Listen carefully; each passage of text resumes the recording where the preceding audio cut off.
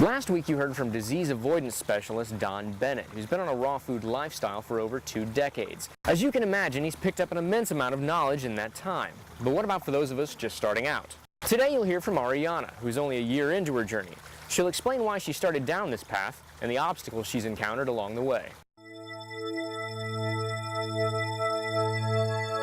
I started out as a vegetarian. Eating decaying flesh just didn't seem right to me. The 29-year-old has been on the path towards good health since 2011. I read in a magazine about how people who eat meat are X number of times more likely to get colon cancer. This wake-up call led Ariana to her first raw food book. The Uncooked book, it was called.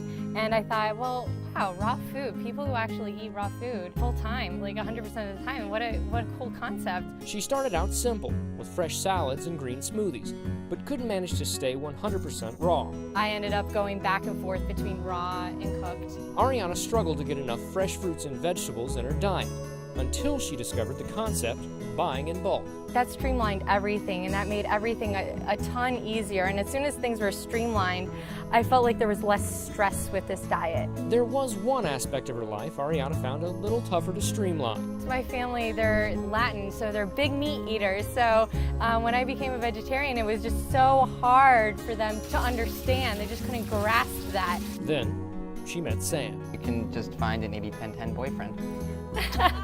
or that.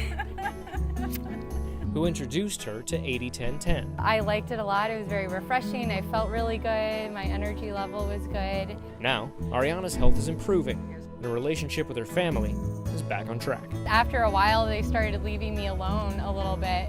And now they seem to be totally cool with it. And not only that, they're like, oh, you're coming to visit. Let's make sure we have enough of what you eat in the fridge. Ariana says her biggest tip for someone starting out on a raw food diet is to set up a pattern.